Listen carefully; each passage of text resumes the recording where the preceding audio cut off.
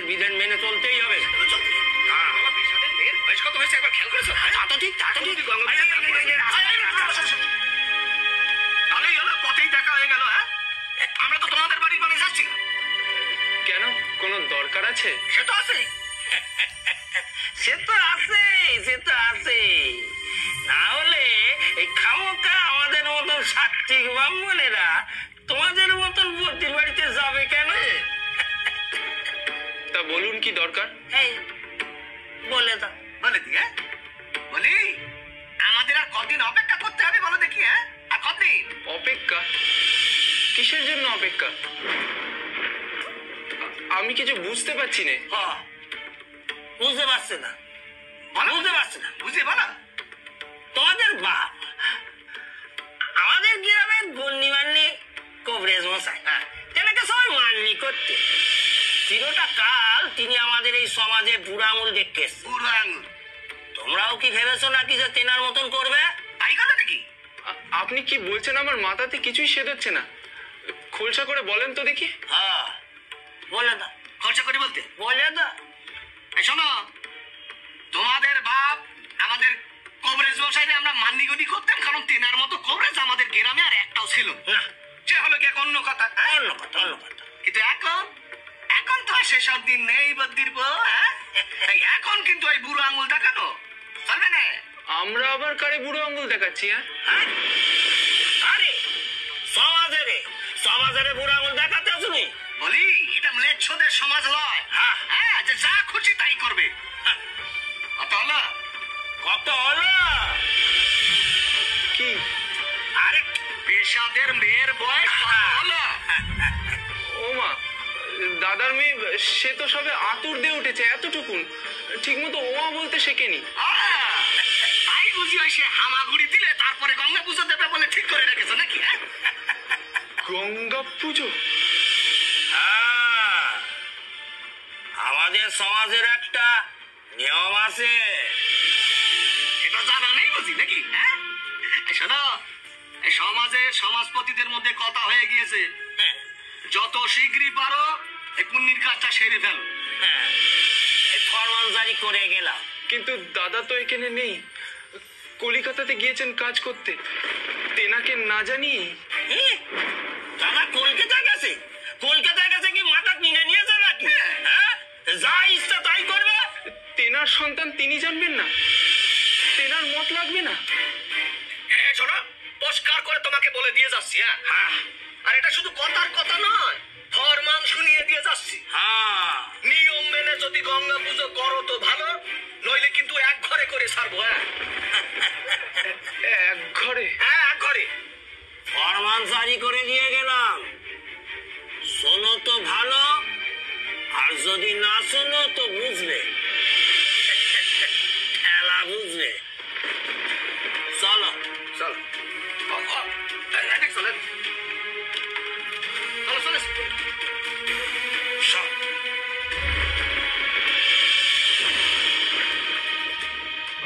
আমি মারে আর বউটান রে এ কথা বলবো কোন মুখে?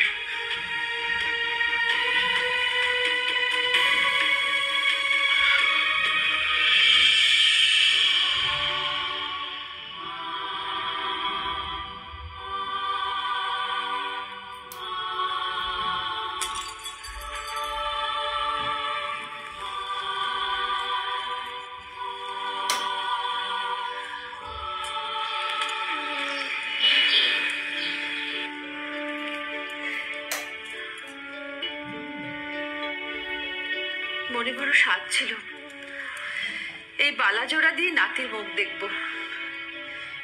সে স্বাদ আমার আর পূর্ণ হলো না। আমার এত গয়না আমার শাশুড়ি মা আমার সাধের দিন দিয়েছিলেন। তখনই মনে মনে ভেবেছিলাম আমার বৌমার সাধের দিন আমি এইসব দেব। আমার এই আশা বুঝি এই জন্মে পূর্ণ হওয়ার নয়। মা ষষ্ঠী আমার দিকে মুখ ফিরিয়েই রইলেন। গিন্নিমা, তাড়াতাড়ি এসো গিন্নিমা। কেন রে মালতী, কি হলো? বৌদিমণির শরীর খুব খারাপ করছে গো, আমি একা মোটে সামলাতে পারছি নি, তুমি তাড়াতাড়ি এসো। আচ্ছা আচ্ছা তুই যা, আমি আসছি। হ্যাঁ এসো। এই সময় বৌমার আবার কি হলো?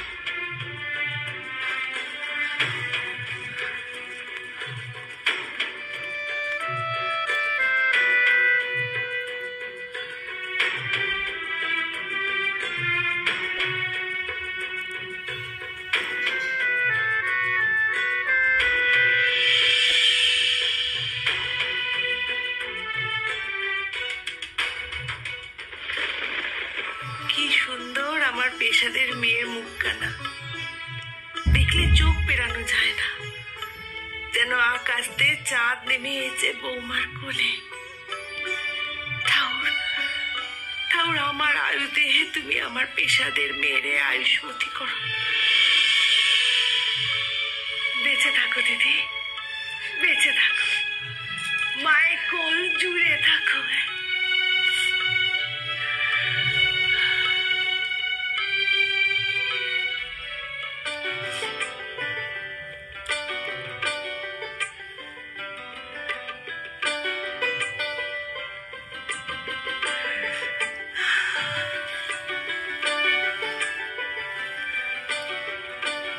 মেয়ের মুখ দেখে পেশাদের কথা মনে পড়ছে মা।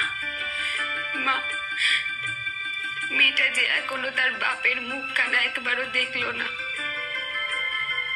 আর তিনিও তেনার মেয়ের মুখ কানা একবারও দেখলেন না।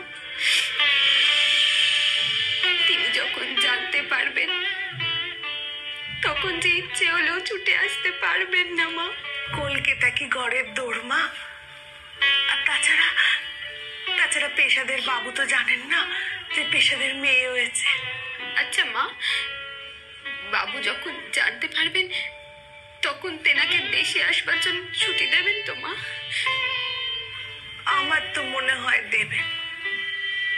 আর তাছাড়া তিনিও তো বেটার বাপ, সন্তানকে দেখার জন্য বাপের মনে যে কি কষ্ট তাকে তিনি বোঝেন না। আর আমাদের পেশার তো মা মা বলতে অজ্ঞান। মেয়ের খবর পেলেই সে একেবারে পাগল হয়ে যাবে।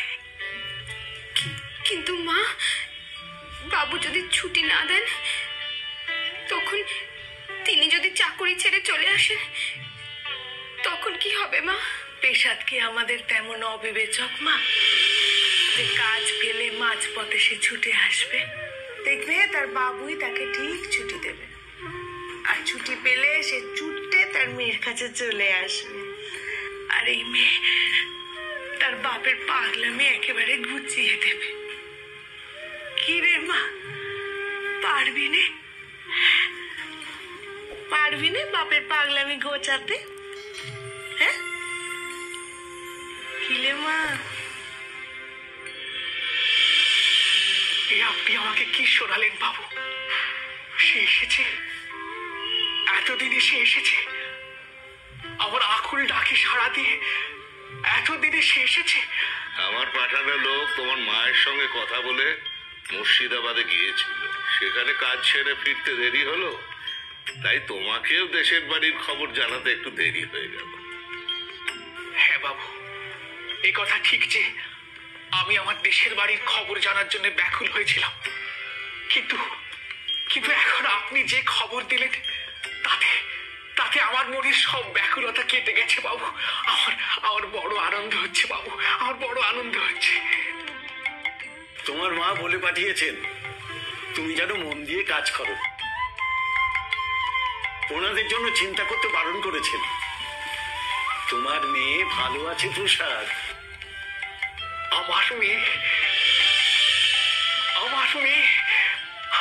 আমার যে কি আনন্দ হচ্ছে, আনন্দে আমার বুকটা একেবারে ভরে উঠছে। দেখো, আরে তোমার মতো বাপ তো আমি জন্মে দেখিনি গো। যে কিনা মেয়ে হওয়ার জন্য আনন্দে একেবারে আত্মহারা হয়ে যায়। আরে মেয়ের বাপ তো কপাল চাপড়ায়, কপাল। দেখুন বাবু, দেখুন প্রসাদ কেমন আনন্দে একেবারে গদগদ হয়ে যাচ্ছে। কেন আনন্দ তো হবেই। প্রথম সন্তান বলে কথা, সে পুত্র সন্তানই হোক বা কন্যা সন্তানই হোক, আনন্দ হবেই। প্রসাদকে মা প্রসাদ দিয়েছেন, তাই তো এত আনন্দ হচ্ছে খাজাঞ্চি মশাই। ও বৌদিমণি, একটু জল খাও, খাও না। ও বৌদিমণি, কি হয়েছে বৌমা? কি হয়েছে গো? কি হয়েছে তোমার? বৌমা, কি হয়েছে মা? বারবার শুধু ওয়াক ওয়াক করছে। খাবার দাবার বুঝি হজম হচ্ছে নি, মাঝে মাঝে তো আবার বমিও করছেন গো। খালি পেটে থাকলে এমনটি হয়। মালতী, তুই ওকে খেতে দে কিছু। আমি যাই, নায়েব মশাইকে বলে কবিরাজকে খবর দিকে যাই। ও গিন্নিমা, বৌদিমণি তো খাবারের কথা শুনে মুখে হাত চাপা দিচ্ছেন।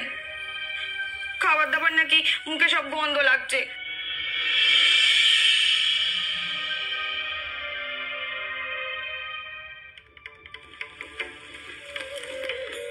ওই দেখি।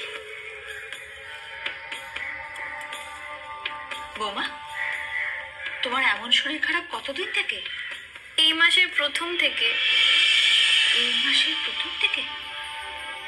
তোমার কি এই মাসে তোমার তোমার বুদ্ধিতে ভুল হচ্ছে না তো? ও গিন্নিমা, আমিও যা সন্দেহ করছি তুমিও কি তাই? ও মালতী, ঠাকুর আমাদের দিকে মুখ তুলে চেয়েছেন। এতদিন ঠাকুরের কাছে মাথা ঠুকে পড়েছি, এবার উনি আমাদের মনোবাঞ্ছা পূর্ণ করেছেন। ঠাকুর আমাদের দিকে মুখ তুলে চেয়েছেন রে। জানিস তো, প্রসাদ এই বাড়িতে শুধু মুহুরি হয়ে আসেনি, মৃত্যুর বাড়ির সৌভাগ্য নিয়ে এসেছে। ওর ভালো হোক, ঠাকুরের কাছে প্রার্থনা করি ওর মঙ্গল হোক। আমার মাথায় যতগুলো চুল, ততদিন ওর আয়ু হোক। বৌমা, বৌমা উঠো মা, তোমার কোলে মৃত্যুর বাড়ির বংশধর আসতে চলেছে। মালতী, মালতী তুই ওর কাছে থাক, আমি যাই, ঠাকুর ঘরে যাই। বউ হবে ছেলের মা, বউকে কিছু বলো না। যা তোরা, আয়।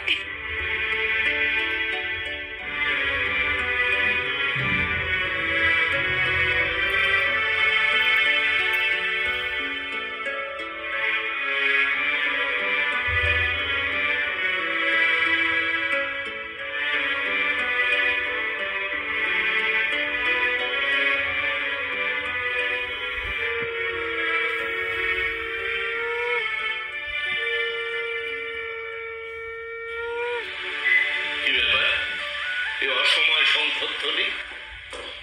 কর্তামশাই, গিন্নিমা আপনাকে একবার ঠাকুর ঘরে আসতে বলেছেন। এই অসময় ঠাকুর ঘরে? ওই আমায় তো আজ কোনো বিশেষ ব্রত বা পুজো আছে বলে উনি বলেননি। বাইরে যাওয়ার আগে আপনি একবার দেখে আসুন বাবু, উনি কেন ডাকছেন। কি জানি কি হলো আবার, যাই গিয়ে একবার দেখি। জানি না আবার কি হলো।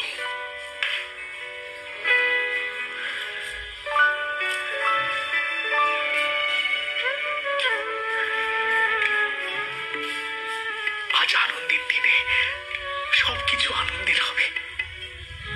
মঙ্গলময়ীর আগমনে সবকিছু মঙ্গলময় হবে, সবকিছু মঙ্গলময় হবে, সবকিছু আনন্দের হবে, সবকিছু সবকিছু মঙ্গলের হবে, সবকিছু সবকিছু।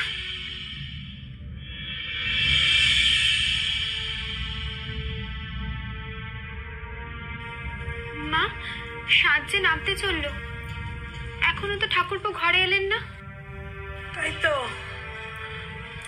তাই তো ভাবছি বৌমা, এতখানি বেলা হয়ে গেল, সে তো এখন এলো না। শান্ত ছেলেটা আমার কখনো এমনটা করেনি।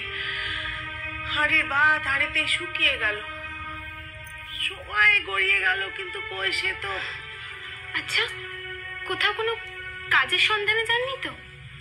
না না, সে যদি যেত তাহলে তো সে আমারে বলে যেত যে ভিনগায় যাচ্ছি, আসতে দেরি হবে। তাহলে পথে কি কোনো বিপদ হলো মা? না না না বৌমা, তা কেন হবে? আর এ গায়ে সবাই সবাইকে চেনে জানে। সেন বাড়ির ছেলের বিপদ হবে আর সে কথা 5 কান হতে হতে আমার কান হতে এসে পৌঁছবে না, তা তো হয় না বৌমা। অন্ধ লোকেও এ বাড়ি চেনে। কেউ যে তারে এ বাড়িতে চেনে দিয়ে আসবে না তা তো নয়। না না, আসবে, সে আসবে, বিপদ হয়নি, আসবে আসবে।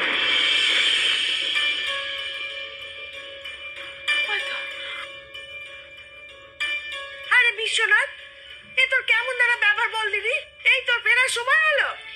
মা থাক না, ঠাকুরপো আপনি আসুন, হাত পা মুখ ধুয়ে বসুন, আমি ঘরে খাবার আসন পাচ্ছি।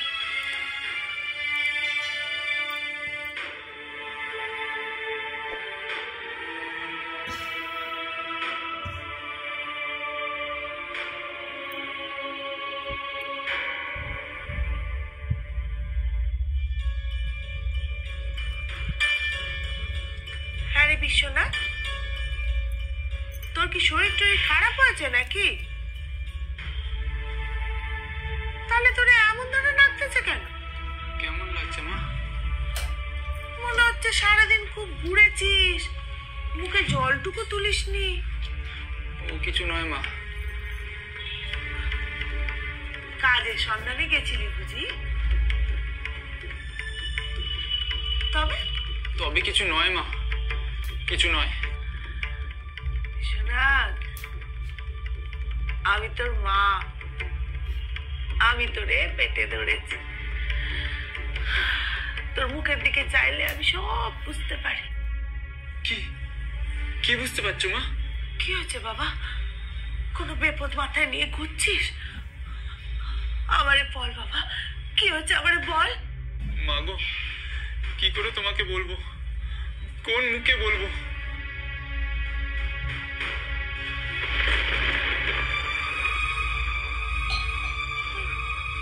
না না, এ কোনো বিধান হতে পারে না, এ অন্যায়, এ পাপ। আমি এই অন্যায় এখানে কিছুতেই হতে দিতে পারবো না, কিছুতেই না।